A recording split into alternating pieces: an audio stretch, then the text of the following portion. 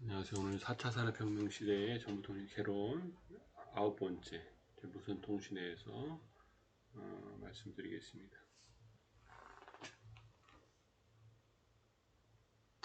먼저 이제 무선통신 개요, 위성통신, 마이크로파와 이제 라디오파, TV 방송과 DMB, 이동통신 개념과 진화 이 부분, 또 초기의 이동통신 1세대부터 이제 2.5세대, 또 3세대부터 이동통신, 또 4세대, 4차 산업혁명 시대의 이제 5G 5세대, 그리고 이제 미래통신 6세대, 7세대가 어떻게 이제 진행될지, 이번 시간 강의하는 게 굉장히 중요할 것 같아요. 왜냐면 지금 거의 유선망이나 이런 부분들이 다 셋업이 되고, 무선망들이 굉장히 이제 활성화가 되어 있기 때문에, 향후 이제 무선망들이 많이 활성화되면 유선망도 이제 포화가 되겠죠. 데이터 레이시 굉장히 높아지니까. 일단은 이제 무선통신 개념을 이해하고 응용 분야를 알아보고, 또 위성통신 개념과 작동 원리, 종류, 최신의 발전 동향을 좀 알아보고 있습니다. 또 마이크로파와 이제 라디오파가에 대해서 좀 한번 얘기를 해보고, TV 방송과 DMB의 개념, 특징을 좀 알아보겠습니다. 이동통신의 1세대부터 4세대까지 세대별 특징을 이제 학습하고, 또 4차 산업혁명의 이제 이동통신 5세대 IMT 2020 학습하고, 그 다음에 미래통신 6세대부터 이제 7세대 전망을 좀 알아보겠습니다.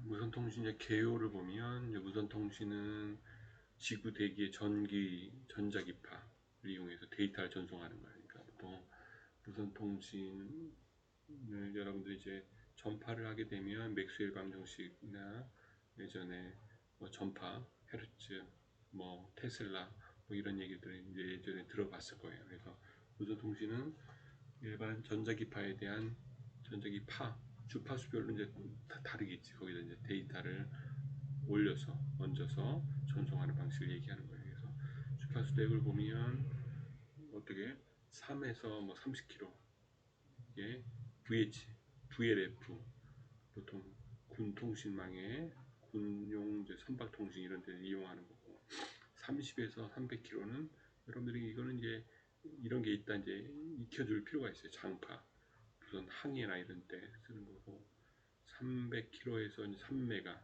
주파수가 높아질수록 파장은 짧아지는 거예요. 그래서 중파, 표준파 AM을 얘기하는 거고, 3에서 30메가까지는 단파, 항공, 선박, 아마추어 무선까지 하는 부분이고, 30에서 300메가는 초단파, VHF, FM 방송이나 대륙간 통신, 이동통신, 상업 아마추어 무선 이런 데 이제 사용하는 부분이고, 극초단파는 이제 300MHz부터 3기가까지 TV 방송이나 휴대용 전화기, 차량 전화기 이런 거에 사용할 수 있죠.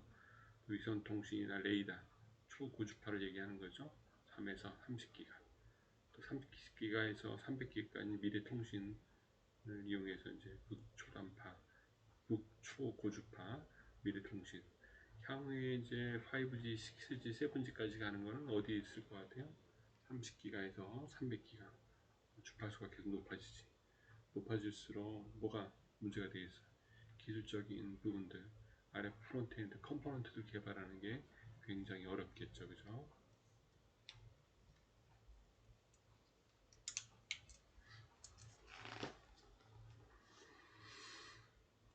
그리고 이제 무선통신의 종류를 보면 인공위성, 마이크로파, 방송, 이동통신 이렇게 나눌 수 있죠. 인공위성을 보면 위성전화, 위성방송, GPS 이게 이제 인공위성이고, 마이크로파 부분은 장거리 전화와 TV를 얘기하는 거고, 방송, 라디오 방송, TV 방송, 이동통신 이제 무선 전화기, 차량용 전화기, 휴대용 전화기, 무선 호출, 요즘 쓰지도 않지만 휴대용 전화기, 휴대용 무전기 이런 것들이 있죠. 이런 것들이 이동통신에서는 거의 스마트폰 안으로 다 들어와 있습니다. 그래서 예전에 여러분이 꼭 기억해야 될 사람은 뭐야? 맥스웰. 전파는 이제 맥스웰이 예측을 했던 거예요. 맥스웰이. 그리고 헤르츠가 발견을 했어. 또 그거는 야, 전파가 있구나. 그리고 이제 마르코니가 통신에 대한 기술을 응용해서 마르코니가 모스포 이런 것들에서 통신을 진행을 한 거죠.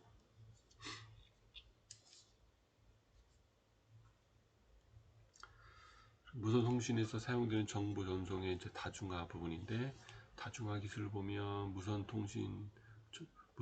통신선로를 이제 여러 가입자를 통해서 이용해서 통신할 수 있도록 하는 거죠. FDMA 주파수를 나누는 거지. TDMA 굉장히 중요한 부분이에요. CDMA. 이번 학기에서 제일 중요한 챕터가 아마 무선통신일 것 같아요. 왜냐면 여러분들이 앞으로도 계속 발전을 할 수 있는 부분이기 때문에 FDMA, TDMA, CDMA, 지금은 이제 OFDMA, 또 노마라고 노마, NOMA 이렇게 계속 접속 방식이 발전을 하고 있어요. 그래서 가입자가 이제 신호를 주파수 이용해서 구분해 주고 그 주파수로 나눠주는 거지. TDMA는 시간으로 나눠주는 거고, CDMA는 코드로 나눠주는 거고, 이렇게 나눠서 진행을 한다. 수신기 구조가 이제 간단하고 통합 품질이 이제 비교적 우수하고 통합 품질이 우수하고 이런 형태로 계속 발전을 하고 있습니다.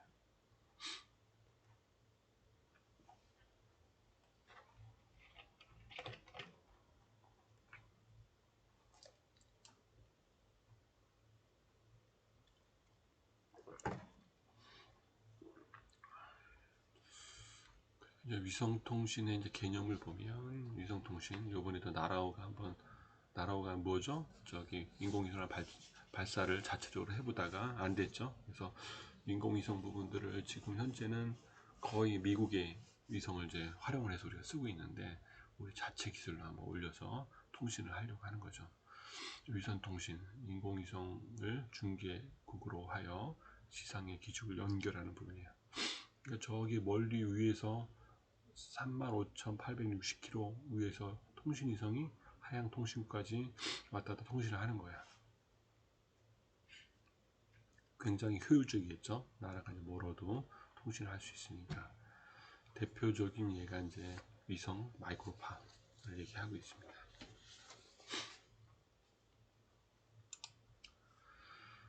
통신위성은 이제 고정된 위치에 있는 것처럼 보이기 때문에 정지궤도 위성이라고 할 수 있죠. 그래서 정주위성, 지구를 통해서 정주위성이 되어 있고, 지구 중심으로 3개를 설치하면 일부 극지방을 제외해서 모든 지역에 위성 통신이 가능한 거죠. 돌아갈 수 있게끔.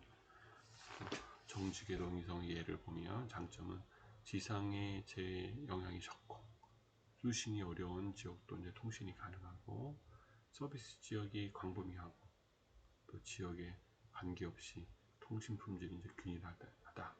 또 비용이 이제 통신거리에 무관하여 경제적이고, 회선 설정이 이제 유명해지는 것. 이렇게 이제 장점 부분이 있는 거고, 단점 뭐야? 지연 시간이 발생하죠. 왜? 저기 위성하고 지구까지 도달하는 거리가 있기 때문에 태양에 의해서 잡음이 현상이 발생할 수 있죠. 태양이기 때문에 초기 투자 비용이 엄청 많이 들겠지. 위성을 띄워야 되니까 유지보수가 까다롭겠죠. 한번 올려놓으면 그 유지보수하기가 쉽지 않겠지. 위성의 수명이 이제 제한적인 거지. 어느 정도 위성을 쓰다가 보면 이제 폐기가 되는 거지.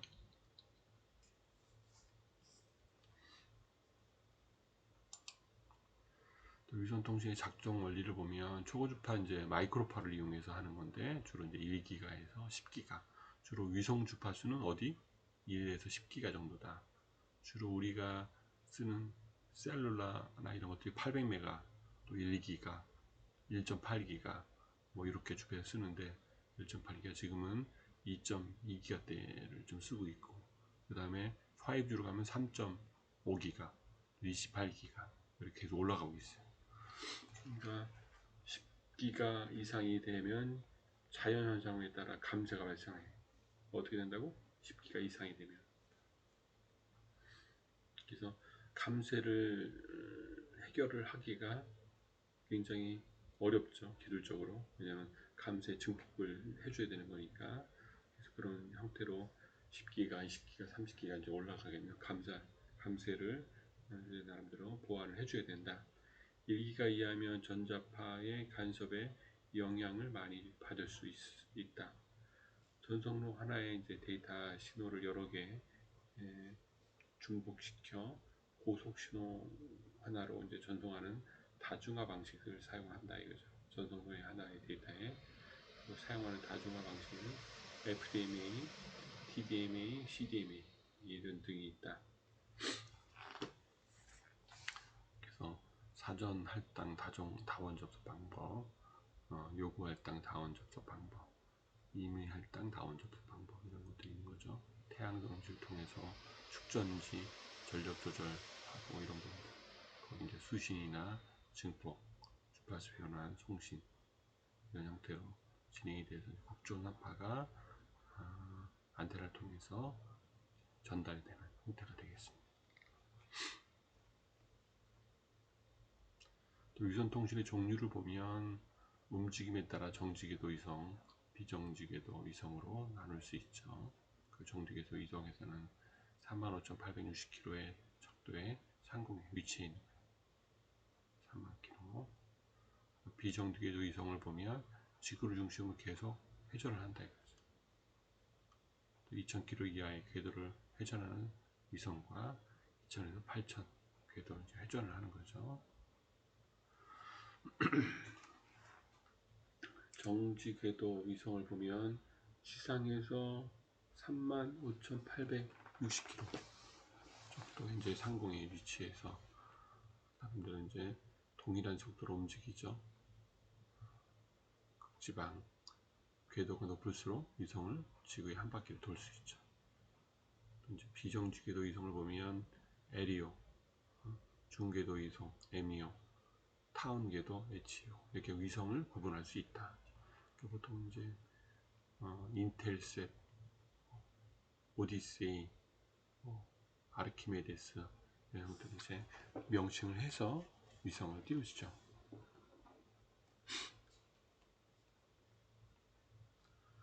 그 위성통신의 주파수를 보면 L밴드 이제 보통 주파수 대역을 얘기를 할 때 이런 밴드를 얘기해요. L밴드는 이렇게 S밴드, C밴드, X밴드, Q밴드, 또 카밴드, 50에서 40은 O밴드, Q밴드 이렇게 나눠지고 위성의 대역을 나눌 수 있다.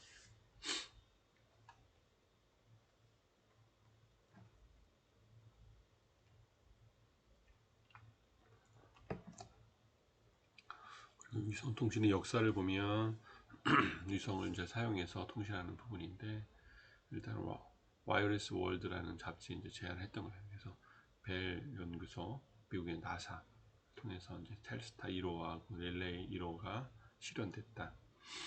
최초의 상업용 위성 인공위성은 이제 1965년에 이제 발사됐죠. 인텔셋을 통해서 발사됐던 거고. 위성통신 역사를 보면 우리나라 최초의 위성은 무궁화 1호 방송통신 복합으로 개발이 됐고 한반도의 연해주를 통해서 이제 일부 위성 방송이 이제 진행이 되고 있죠. 한국의 첫 우주 발사체 나라우로 언제 2013년 1월 전남 고흥에서 나라우주센터에서 발사가 됐어요. 이게 1913년 전남 고흥에서 발사된 나라우. 요번에 1921년에 한번 발사를 했는데 일단 안착은 안 됐고 일단 정상 궤도에 이제 진입을 했다. 2013년 1월 30일 날.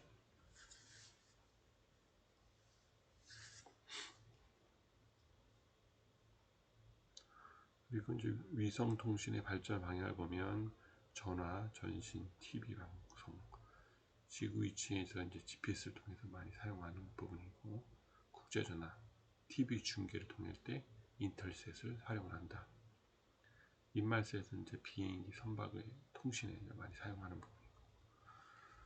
국가 단위 이제 위성 통신 서비스를 제공하기 위해 목적을 이제 사용하는 거고, 멀티미디어 서비스가 이제 가능한 부분이죠. 위성을 통해서. 또 마이크로파, 지상 마이크로파, 초단파 전송이 가능하다.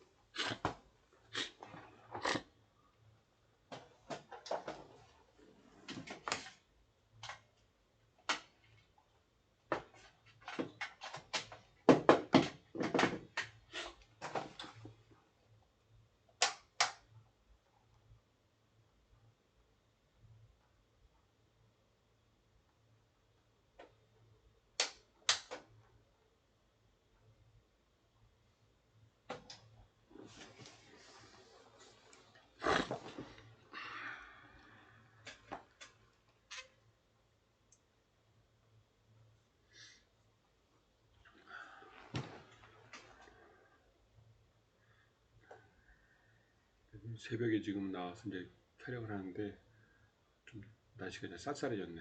그래서 저녁 좀 키면서 진행을 하겠습니다. 시간이 6시 50분이네. 그래서 지상 마이크로파를 이제 이용해서 라디오, 마이크로파, 라디오파 이렇게 나눠지죠. 극초단파 센티미터, SHF, 밀리미터파, EHF 등으로 나눌 수 있다. 레이더 통신 전자레인지를 보면 폭넓게 선선로를 설치해서 곤란한 지역에서 접시형 안테나, 파라볼라를 얘기하는 거죠. 통해서 얘기를 하죠.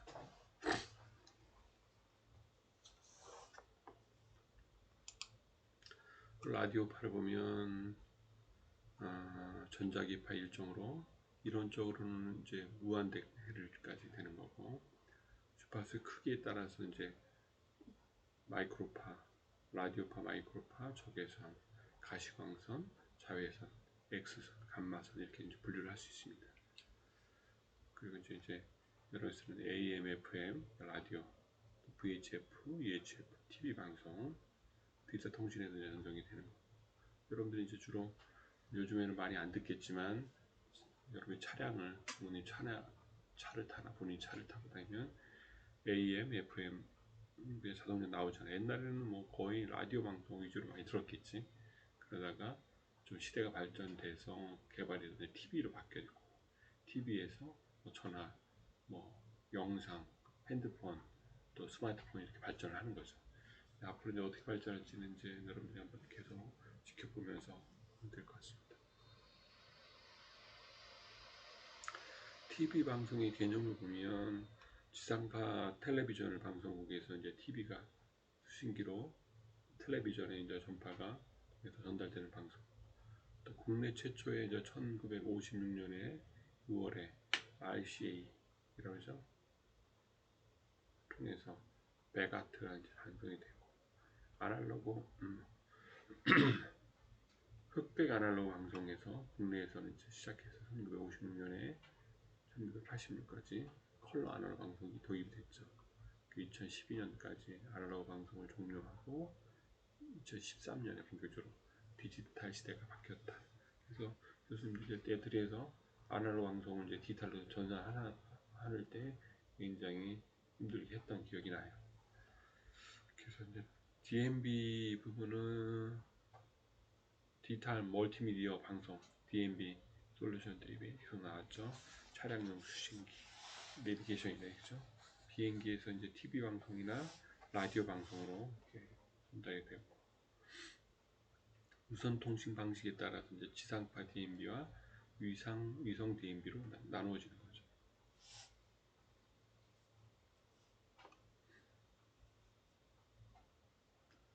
지상파 DMB 개념을 보면 시속 200km로 이제 고속 주행하는 단말에서도 고품질 영상과 음향, 다양한 데이터 방송을 제공하고, 1.5MHz 대역폭을 갖는 초단파 대역을 통해서 데이터를 전송하고, 주파수는 다음과 같이 또 엠팩을 통해서 압축해서 전달하고, 전파는 이제 장거리를 알아볼 수 있도록 가지고 있습니다. 그래서 지상파 DMB 시스템의 구성 예를 보면 다음과 같이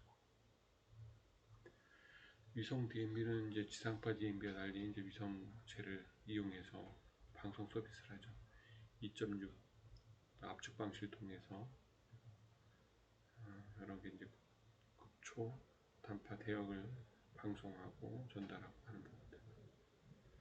그래서 이제 위성 DMB 이런 통신 시장에 분들은 10년, 20년 전에 어마어마한 솔루션들이 많이 나왔어요. 근데 다 이제 스마트폰이나 5G, 6G 가면서 계속 발전을 하고 있는 거예요.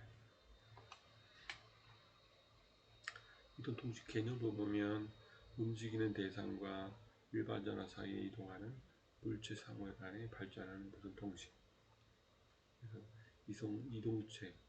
이동체 통신이라고 얘기하죠. 우정 통신. 그래서 이렇게 발전하고 있습니다. 그 이동 통신 서비스 자체도 1세대, 2세대, 3세대, 4세대, 5세대로 이제 계속 발전하고 있다. 그래서 지금 현재 여러분들은 4세대 LTE 이동통신망을 이제 사용하고 있는 거고, 그 다음 망은 이제 5G 망을 이제 사용하고 있는데, 아직 이제 망 구축이 잘 안 돼 있죠. 왜냐면 사업자들이 투자 대비 비용이 너무 많이 들어가니까. 여러분들 이제 5G 폰을 다 갖고 있지만 5G 서비스는 거의 안 써. 3.5기가가 전국망으로 셋업이 벌써 작년, 재작년에 해야 되는데 그쪽 셋업이 안 되고 있어요. 셋업이 돼서 발전할 수 있는 필요로 하다.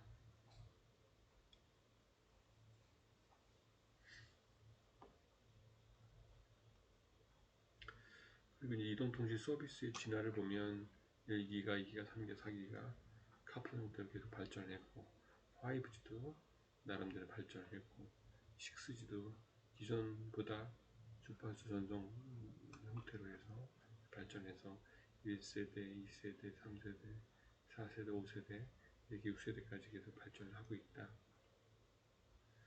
이동통신 시스템 이제 표준 인증을 보면 3GPP, 3P2 계열 이렇게 발전하죠.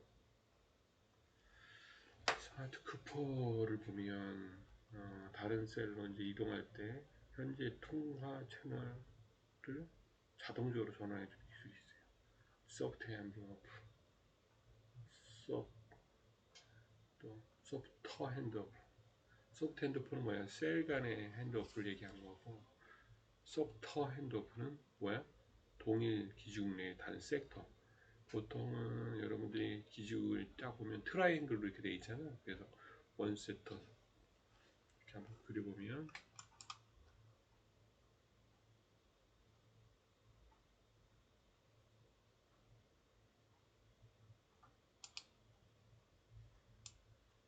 이렇게 기준이 이렇게 설치되어 있다.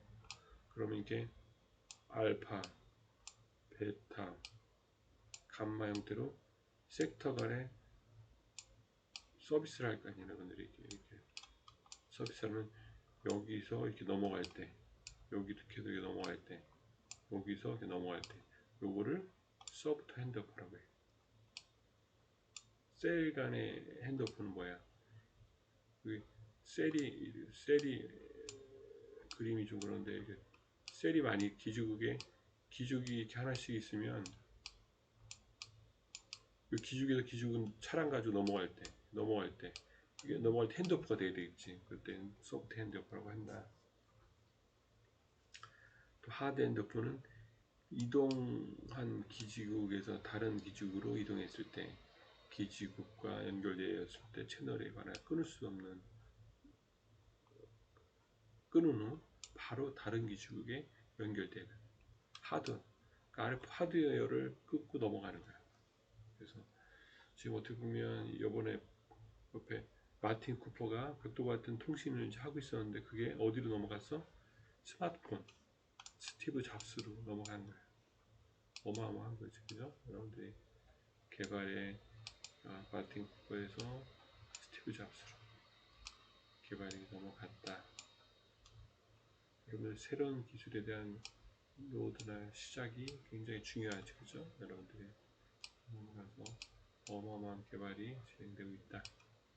그래서 스티브 잡스 같은 새로운 패러다임 개발하고 도전하고 하는 분들이 굉장히 중요한 부분인 것 같아요. 그래서 여러분들이 이제 벤처, 스타트업 이런 형태로 계속 진화를 해 나가야 된다. 초기 이동통신을 보면 1세대부터 2.5세대까지 아날로그 셀루라 보면 1세대 이동통신 전체 서비스 대역을 보면 다음과 같죠. 무너지나 했다. 하나의 셀 BS를 두고 BSC 또 교환 전송 PSTN망을 연결하는 부분이고 모든 셀은 동일 주파수 사용하고 있으나 서로 인접한 셀끼리 주파수를 사용할 수 없다. 그래서 EMS, NNT, DAX 그 형태로 공중전화망을 PSTN 이동전화부를 통해서 진행이 되고 있다. 보시면 됩니다. 초기에 이제 이동통신망을 보면 디지털 셀룰러 시스템을 이제 2세대부터 2.5세대까지 이렇게 발전했죠. 발전했고 디지털 셀룰러망에서는 이제 2세대부터 2.5세대까지 기지국, 교환기, 홈 위치 등록기, 문자 등록기, 보조국 이런 것들을 계속 발전하고 있는 거예요. 무선 전화와 무선 데이터 통신을 보면 1세대부터 2.5세대까지 CT1, CT2 이동통신을 보면 PHS, RECT 이런 것들은 계속 이제 발전을 해 나갔죠.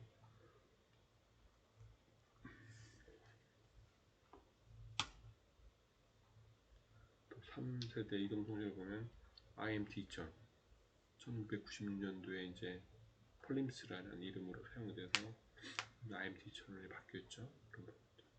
IMT 2000이 출연이 돼서 계속 멀티미디어 방송 형태로 계속 발전을 해 나갔죠. 그래서 통신하고 방송이 융합돼서 진행을 했다.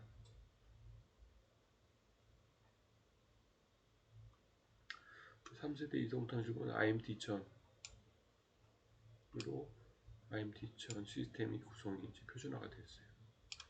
이동 단말기, 기지국, 이동통신과 교환기 등으로 구성이 됐고 무선 접속 구간을 통해서 이제 이동 단말기와 기지국 핵심망을 통해서 기지국과 이동 교환기를 통해서 교환망이 이루어졌죠. 표준에서 이렇게 표준화, 북미 동기식이 됐고 유럽과 일본을 통해서 비동기식이 됐던 거죠.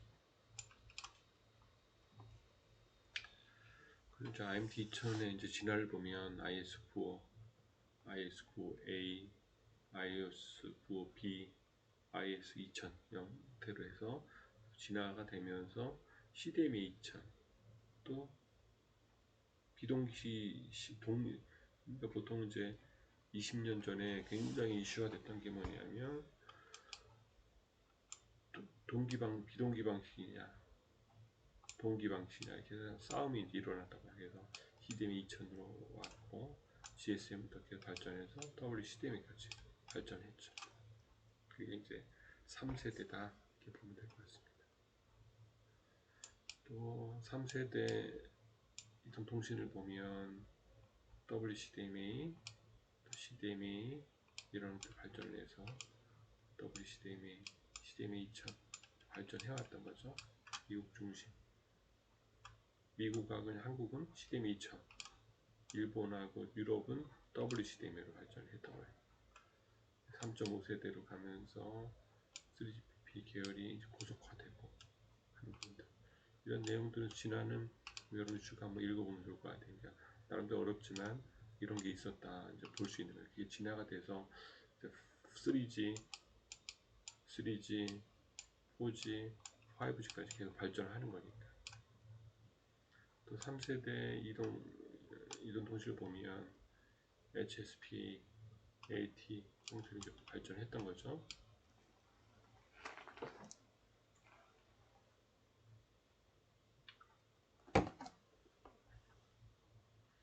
그래서 3.5세대 이동통신을 보면 CDMA 2000부터 와이브로 같은 경우는 지금 이제 5G 같이 TDD 방식이야.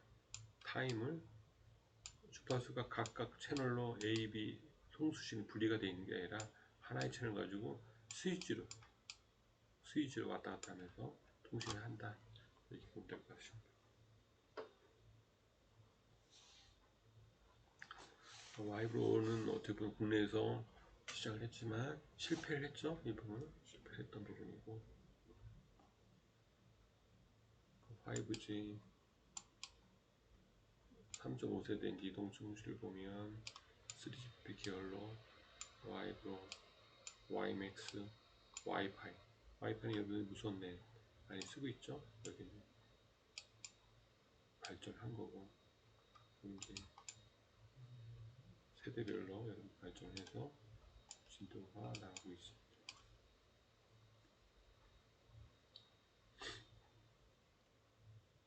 오라이프를 보면 이제 ORIP 네트워크를 통해서 4세대 이동통신이 나오죠. ORIP 4세대 개인통신, 5계형 통신, 위성통신, IMT 2000 형태로 모델이 발전해 나가고 있습니다. ORIP 네트워크와 이제 4세대 이동통신을 보면 WLAN, IMT 2000, 휴대 인터넷 4세대 이동통신 형태로 되어 있고 거기에 이제 발전이 돼서 전송 속도가 이제 저이동성, 고이동성 최대 이제 1기가에서 100기가까지 발전하는 부분이 필요로 하죠.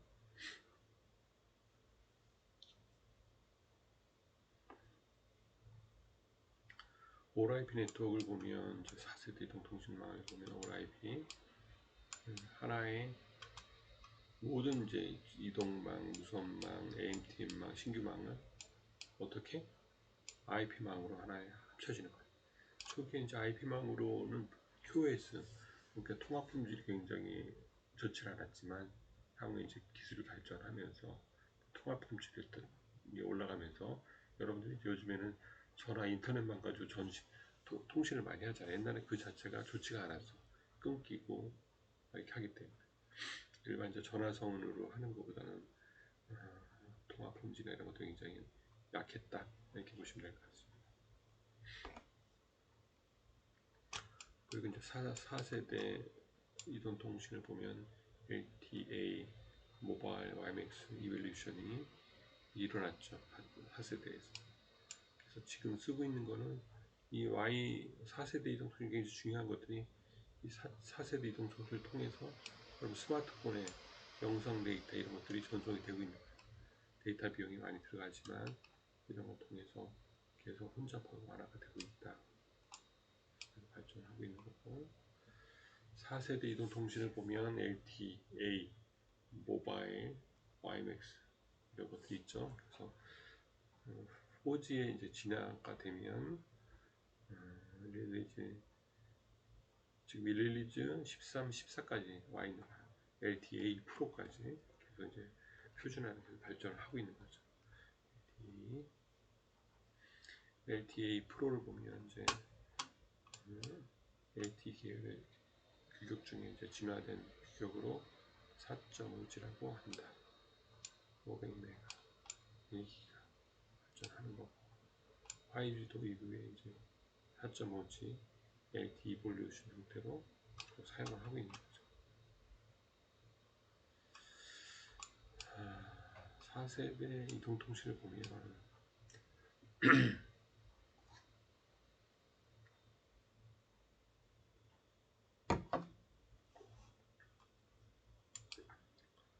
광대역 LTA 그래서 이제 2014년도 6월 19일에 SK텔레콤이 세계 최초로 상용 수업비를 시작했죠. LTE 그래서 14년에서 지금 거의 2021년이 가니까 6년, 7년 동안 LTE를 쓰고 있는 거예요. 이제 5G도 지금 SKT가 해서 진행을 해야 되는데, 어쨌든 4세대가 이제 진학을 하고 있죠. 통신 쪽에 와이브로 이볼루션 형태로 계속 진화가 되고 있고, 모바일 광대용 액세스 부분들도 발전하고 있습니다. 그러니까 앞으로의 관건은 5G겠지. 그래서 IMT 2020, IMT 2000에서는 20년이 지난 거야. 지금 5세대 이동통신을 보면 5G 개념이 들어갔는데, LTE보다 몇 배? 1000배 빠른, 지금은 뭐 LTE가 1메가씩 개인당 할당이 된다면 이건 뭐 1기가씩 개인한테 할당이 돼서 2019년부터 상용화 서비스 시작했는데 19, 20, 21, 3차 연도가 됐는데 지금 아직은 활성화 많이 안 돼 있죠. 망들이 셋업이 많이 안 돼 있기 때문에 사람, 사물, 정보가 언제든지 어디서든지 1기가bps급으로 이제 데이터를 전송을 한다. 그래서 사물 인터넷, IoT 핵심 서비스라고 보면 될 것 같습니다.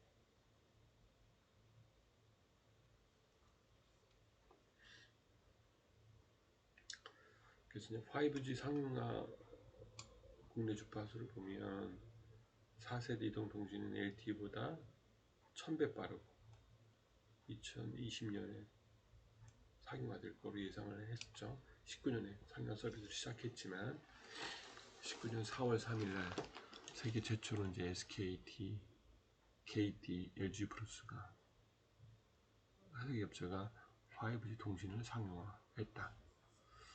그 과학기술정보통신부에는 19년도에 이렇게 진행을 해서 LTE는 낙찰가가 주파수가 어떻게 됐어? 3.42에서 3.5까지 8천억 주고 이제 낙찰이 됐고, 3.5에서 3.6까지는 9,680억, 또 3.6에서 3.7까지 얼마? 1조 2,185억. 또 28기가 대역은 어떻게 200억 씩 해서 각각 나눠서 할당이 됐다. 그래서 이제 3.5기가는 계속 이제 셋업을 투자를 하고 있고, 28기가도 이제 앞으로 해야 되는데 기술 발전 부분들이 필요한 거죠.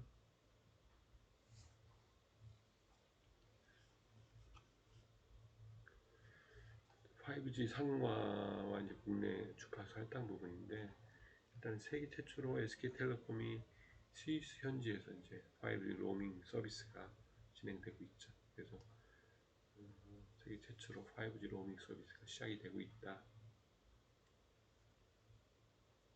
쥐리, 제네바, 베를린 형태로. 그래서 LG 플러스도 지난 7월 16일날 핀란드에서 5G 로밍이 시작이 됐다. 이렇게 보시면 될 것 같습니다. 5G 이동통신을 보면 사물 인터넷, 빅데이터, 모니터링 통신, 증강 형식, 초연식 이렇게 발전해서 쭉 갔다 오고, 주파수 대역, 낮은 지역, 다운로드 속도, 최대 전송 이런 형태로 5G 주요 서비스가 발전돼서 최대 전송은 얼마까지? 20GBps. 굉장히 빠른 거야. 4세대에서는 1GBps를 얘기했었는데 20GBps 까지 이제 최대 전송을 할 수 있다. 그래서 이용자 체감 전송 속도는 10메가에서 100메가, 전송 지연은 10mm에서 1mm로 낮아지는 거지. 그래서 고속 이동 통신은 500km까지 거의 비행기 속도에서도 가능하다 이렇게 보고 있는 거예요.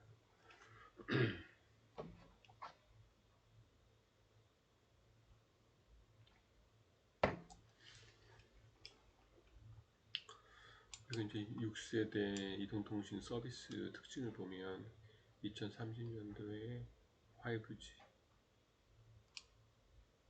드론, 에어택시 이런 형태 무선 구간을 통해서 서비스 제공하고 6G 통해서 이 개발이 계속 진행이 됐던 거죠. 7세대 이동통신망을 보면 6세대에서 7세대 6G는 2040년경에 이제 이루어질 전망으로 보고 있어요. 6G는. 5G는 2020년대부터 30년까지. 6G는 30년.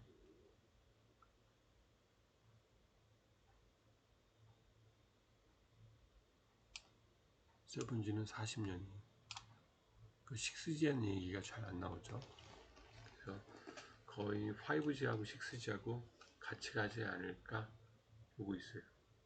5G, 6G 속도가 지금 아직 5G의 서비스를 진행하는 그 28기가 대역이 활성화가 아직 관건이 되고 있어요. 그래서 7G 이동통신은 2040년경에 예측을 좀 하고 있습니다.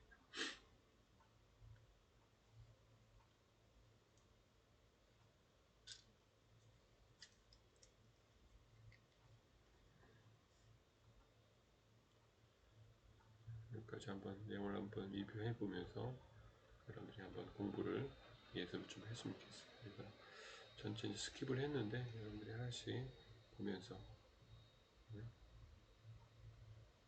복습을 하기 바랍니다. 영상 부분들은 75분으로 되어 있기 때문에 여러분들이 한번 복습하면서 리뷰를 했으면 좋겠어요.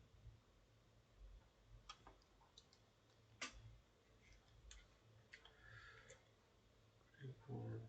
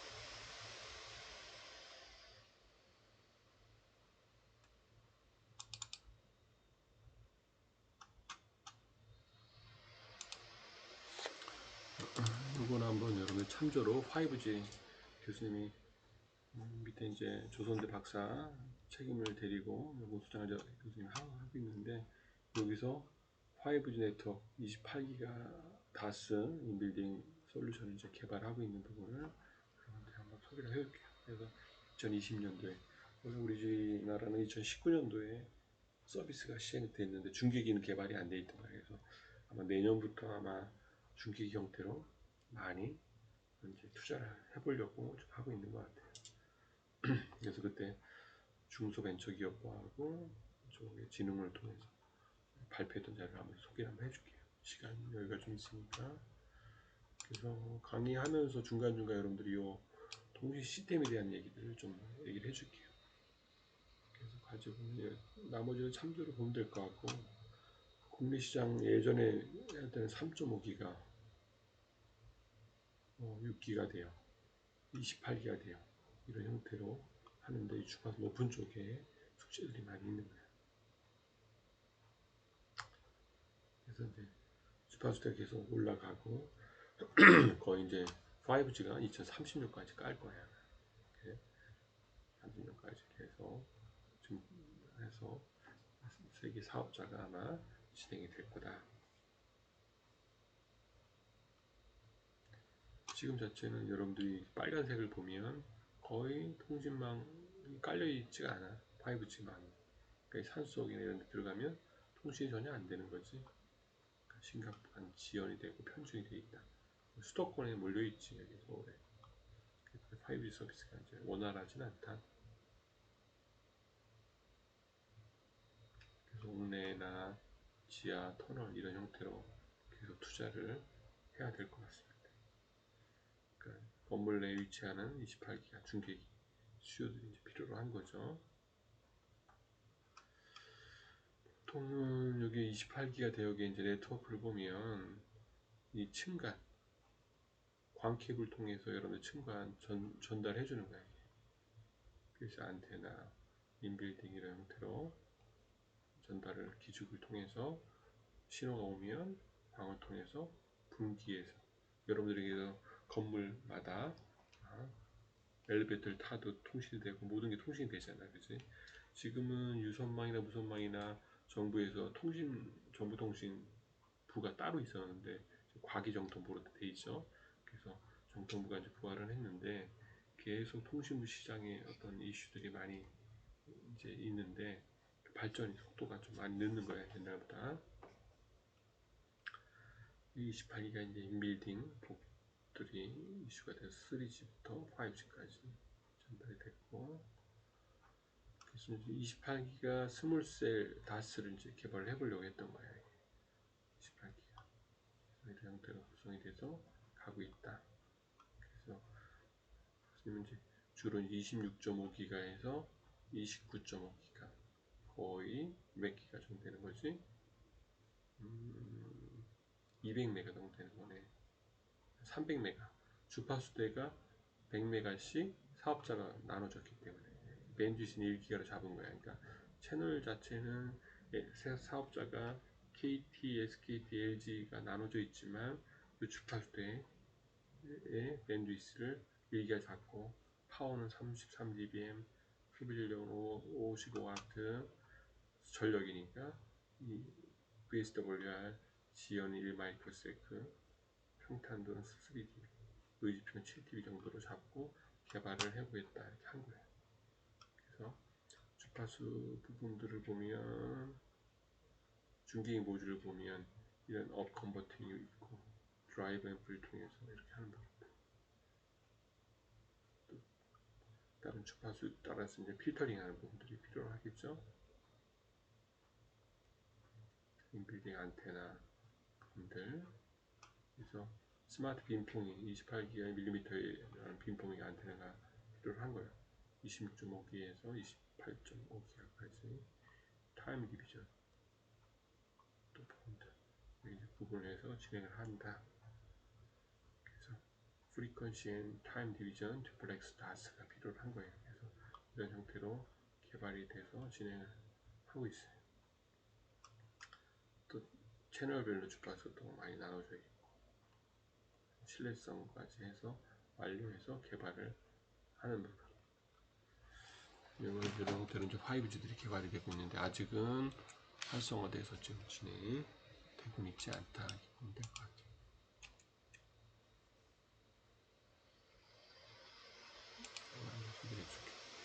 나머지는 여러분들이 한번 75분까지 한번 리뷰를 해가면서 자습을 좀 할 수 있도록 좀 하겠습니다.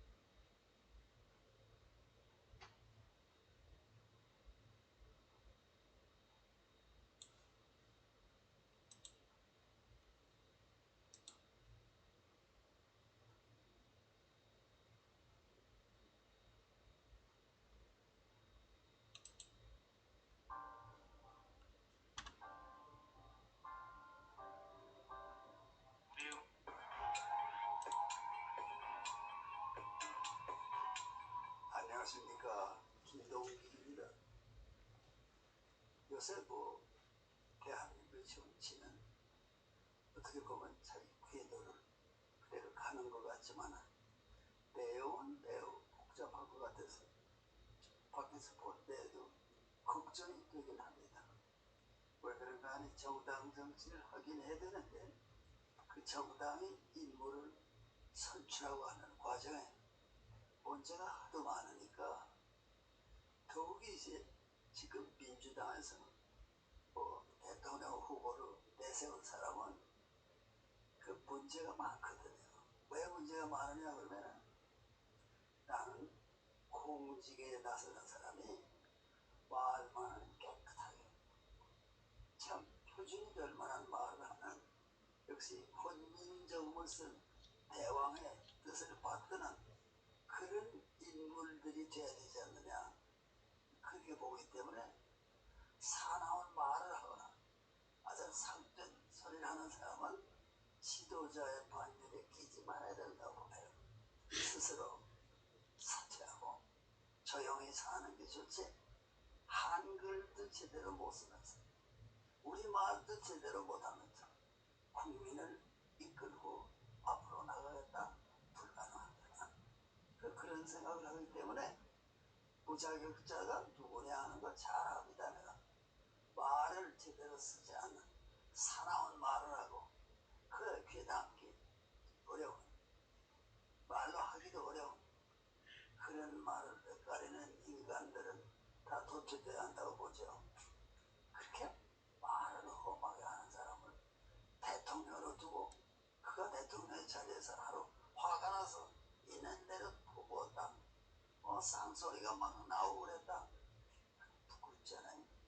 국민이 모두 부끄럽잖아요. 그러니까 고상한 말을 쓸 줄 아는 고상한 한글을 쓸 줄 아는 그런 사람이 높은 자리에 앉아야 국민이 안심되지. 몇 마디 가다가 화나면 쌍소리 나고 그거는 잘못 아니냐 그런 생각을 했는데 그렇게 후보로 선출이 됐다고 하던 자가 아주 형편없는 고난에 몰렸습니다. 나는 그 사람이 자격이 없다고 생각해서는 내용은 다 듣진 않았지만 답지 못할 한글을 욕되게 하더라고요. 말이 험한 건 한글 전통에 맞지 않습니다. 대통령은 다소 사투리는 쓰더라도 정직하게 한글을 쓸 줄 아는 사람, 우리말을 쓸 줄 아는 사람이 대통령이 돼야지. 아니 사투리는 애교로 좀 받아들이겠어요. 그렇지만 사투리가 뭐가 나쁘냐. 그리고 댐비는 그런 사람도 어울리지 않습니다. 그런 사람 해도 안 돼요. 다들 표준어를 쓰려고 노력하는 사람에서 지도자들이 나와야 될 거는 사실입니다. 근데 이왕 정치 얘기가 나왔으니까 민주당이 뽑은 소위 지사, 도지사는 이재명은 지금 큰 문제에 걸렸습니다. 왜 걸렸는가 하니 이 사람이 뭐 자기가 부정이 있다고 그러겠어요. 또 대장동 택지 사업에 그게 큰 돈이 지금 8천억이 배당 이익으로 나타났는데 그거를 하는 동안에 자기는 부정이 없다 그러지만요 그런 일이 있다는 걸 알아더라고요. 자기가 서명한 게 벌써 사건이 10가지나 되는데 나 그런 사건 몰랐다. 그러면 알아보려고 안 했습니까? 내용이 어떻게 돼가는가 알지 않고 도지사면 도지사 자리에 충실할 수 있다고 생각했습니까? 그러니까 무책임한 거예요. 책임감이 없는 거예요. 내가 나라의 큰 돈을 움직인다. 8천억이 적은 돈입니까? 8천억을 움직인다. 그럴 때 사실은 정직하게 말해서 손이 떨리고 발이 떨리고 입술이 떨려야 그게 정상입니다. 큰 돈이니까 그게 누구 돈입니까? 국민의 돈이죠. 국민의 돈을 다루는 사람이 내가 마음대로 하면 내 일이다. 그건 망해요. 그런 개인은 두려워할 걸 두려워할 줄 알아야죠. 그래서 나는 그런 생각을 하면서 거짓말을 하는 사람들은 지도자의 반열에 끼기가 어렵지 않을까. 잘못이 있으면 잘못이 있다. 그래야 되는 거 아닐까, 그런 생각을 나도 국민의 한 사람으로 하고 있습니다. 그런데 거기서 그 대장동의 택지 사업이요, 8천억 배당 이익이 발생했는데, 야, 그거 먹으라고 덤벼들어서 뒤에 뛰다 보니까 그냥 뭐 안 먹은 사람이 없다고 말할 만큼 전부 들어붙어서 먹고 또 먹고 뜯어먹고 깎아먹고 아주 한심하더라고요. 이 나라의 지도자 수준이 그밖에 안 됩니까? 그리고는 또 뭐보다 어렵지도 않아요. 당신 먹었어요? 그러면 먹긴 했지만 뭐 조금밖에 안 먹었습니다. 이것도 안 해. 아, 난 있는데도 몰랐다. 나 전혀 모른다. 내용을 보면 많이들 먹었더라고요. 그러니까 사제에 좋은 계기가 된다. 그런 거짓말하는 놈, 국민을 우습게 보는 놈은 다 밀어내자.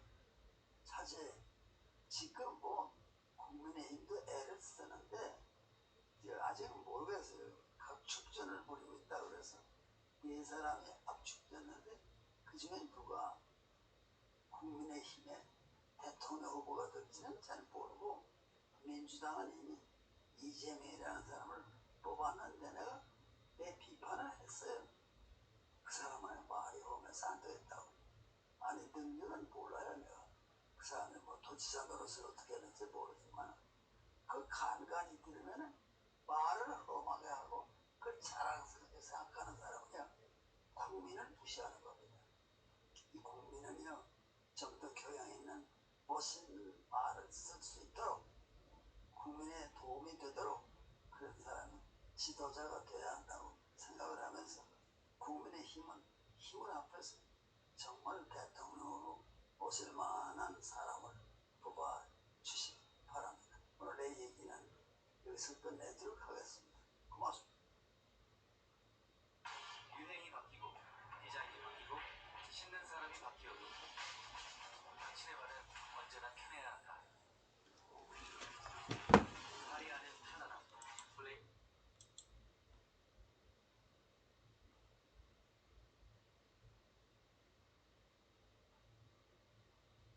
안녕하세요. 강선 분석기업 온라인 친구 강선입니다. 안녕하세요.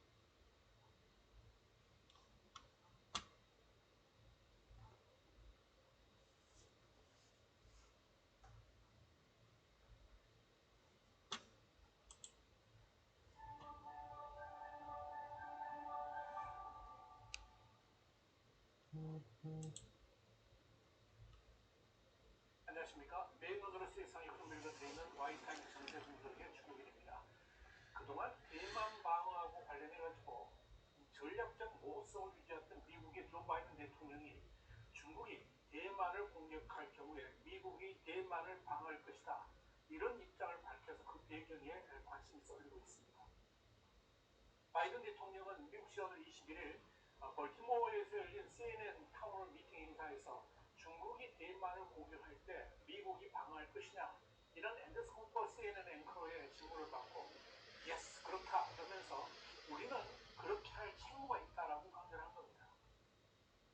바이든 대통령의 대만 방어와 관련된 이 답변은 중국의 대만 침공 시에 군사 개입 가능성을 내비쳤다는 점에서 비상한 관심을 끌었습니다. 이것은 중국에 대한 정책 변화를 의미하는 것이기 때문에 그렇습니다. 바이든 대통령은 지난 8월에도 미국 언론과의 인터뷰에서 북대서양 조약기구, 그러니까 나토의 집단 방위 조항인 상호 방위 조약의 5조를 거론한 뒤에 이건 일본에도 한국에도 대만에도 마찬가지다, 이렇게 언급하면서 중국의 무력 침략 시 대만의 군사 개입을 할 수 있다, 이런 취지로 발언을 한 바 있습니다만은, 그 당시는 중국이 강력하게 반발하니까 미국 국무부가 중국에 대한 기본 정책은 변하지 않는다 그러면서 수습에 나선 적이 있었습니다. 특히 이 논란이 되었던 점은 뭐냐면, 한국이나 일본, 나토는 상호 방위 조약이 있기 때문에 당연히 군사 개입을 할 수 있지만 대만은 전혀 그렇지 않다는 점에서 이 바이든 대통령 발언의 배경에 대해서 많은 논란이 있었던 겁니다. 미국은 과거 1954년 대만과도 군사 개입이 포함된 조약을 맺었습니다만은 미국이 중국과 수교를 하면서 1979년 대만 대만과 단교를 했죠. 이때 군사 개입 조항 역시 사라져버렸고 이에 따라서 대만에 주둔하던 미군도 철수했었습니다. 현재 미국과 대만 간에는 대만 관계법이 유일하게 경제적, 외교적, 군사적 연결끈이 되고 있는데요. 이 법에 따라서 이 대만에 자기 방어 수단을 제공하고 또 유사시에 대만을 군사적으로 지원할 근거를 두고 있습니다만은 이거는 이제 상호 방위 조약과는 비교가 안 될 정도로 느슨하고 의무도 없기 때문에 이 법의 실효 한계에 대해서도 대만은 불안감을 표현해 왔었습니다. 특히 미국은 그동안에 이 중국과의 외교적 관계를 고려해가지고 대만에 대한 군사 개입 문제에 관한 한 미국의 의지를 명확히 밝히지 않는 전략적 보호성 정책을 펼치면서 이 중국의 대만 공격에 대한 억지를 해왔었는데 여기에 대해서 미국 내부에서도 이 중국의 세계 패권 전략에 맞서서 미국의 국익을 위해서라도 대만 방어에 대한 명확한 입장 표명을 해야 된다. 이런 주장들이 강력하게 제기된 바가 있었습니다. 바이든 대통령이 이날 이 대만 수호 발언 이외에도 한청중이 최근 중국의 초음속 미사일 시험을 거론하면서 여기에 어떻게 대응할 것인가 이렇게 물으니까 미국이 세계 역사상 가장 강력한 군대를 갖고 있다는 것을 중국과 러시아 그리고 전 세계가 다 알고 있다 그러면서 그것에 대해서 걱정하지 말라 이렇게 딱 잘라서 답을 했습니다. 그러면서 바이든 대통령은 우리가 걱정해야 될 사안은 그들이 심각한 실수를 저지르는 지경까지 나아갈 행동에 관여를 해야 되느냐 말아야 되느냐 이 여부다 그렇게 말하면서 미국의 국방력에 대한 우려를 일축했습니다. 바이든 대통령은 또 나는 전 세계 어떤 정상들보다 시진핑 중국 국가주석과 많이 대화하고 시간을 보냈다 그러면서 중국과의 냉전을 원하지 않지만 다만 우리가 물러나지 않고 견해도 일절 바꾸지 않을 것이라는 점을 중국이 이해했으면 한다 이렇게 강조해서 중국을 향한 외교적 경제적 압박이 결코 변화되지 않을 것이다 하는 걸 분명히 보여줬습니다.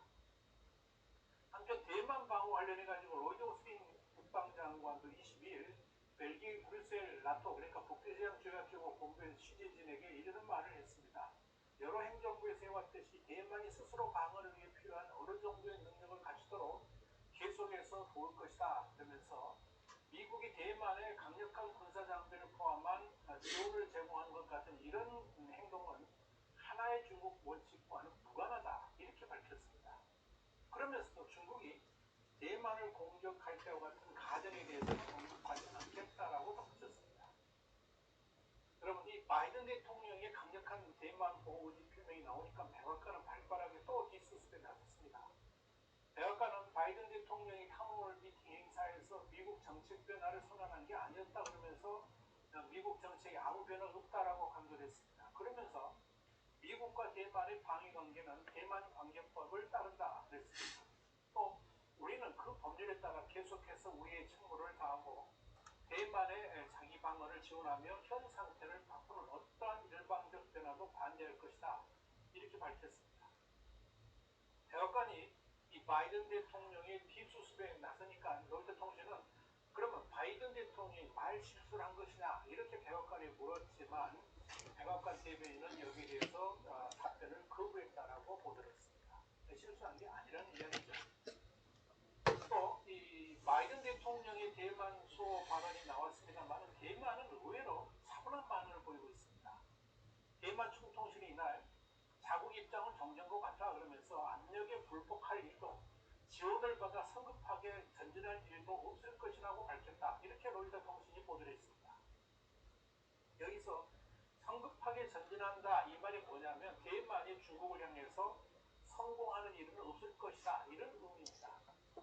사비르장 총통신 대변인은 이날 성명을 통해서 대만은 스스로를 방어할 확고한 의지를 보여줄 것이라고 하면서 대만에 대한 확고한 지지를 보여주기 위해 바이든 행정부가 구체적인 행동을 계속하고 있다라고 덧붙였습니다.